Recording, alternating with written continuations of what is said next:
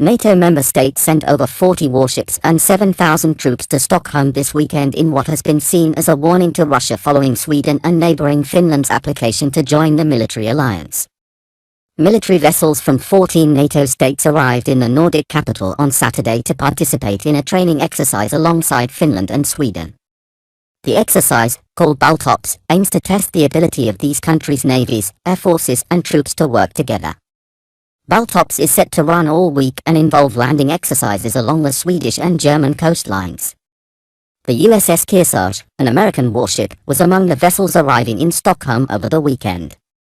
The 253-meter-long ship was joined by 44 other vessels, 76 aircraft and approximately 7,000 military personnel. Belgium, Denmark, France, Germany, Poland, Norway and the United Kingdom are among the participants. NATO said in a statement, 14 NATO allies, 2 NATO partner nations, over 45 ships, more than 75 aircraft, and approximately 7,000 personnel will participate in the 51st iteration of the Premier Maritime-focused exercise from June 5 to 17. The presence of NATO vessels has also been hailed as sending a message to Russia that the military alliance are closely watching both Sweden and Finland, who will be taking part in the exercise. The 2 Nordic states applied to join NATO 2 weeks ago, however, their applications are expected to take months. Further delays could also be caused by existing member Turkey, who has objected to Sweden and Finland's bid to join the alliance. The 2 countries are therefore left in a sensitive period between application and full NATO membership, prompting concerns over how they will be protected in the coming months.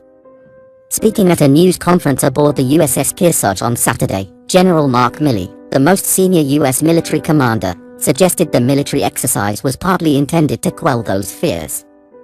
He said, "We are committed to a rules-based international order, and the idea that strong, powerful countries cannot just arbitrarily attack smaller, weaker countries as we have seen in Ukraine." Sweden's Defense Minister Peter Hultqvist told reporters in Washington 2 weeks ago that the Pentagon had pledged several interim security measures including U.S. Navy warships present in the Baltic Sea, Army forces training together and Air Force bombers flying in Scandinavian airspace. Swedish Prime Minister Magdalena Andersson said the arrival of the American warship, in particular, showed U.S. President Joe Biden was honoring commitments he made to her and Finnish President Sauli Niinistö when the 2 Nordic leaders visited the Washington last month. She said, "This shows President Biden's security assurances are followed by actions." Baltops is one of a number of military training exercises set to take place over the coming months reportedly to maintain and enhance NATO presence in the Baltic Sea region. The drill will be around 30% bigger this year than in 2021, with President Biden having asked military leaders to modestly increase activities beyond the significant program already scheduled.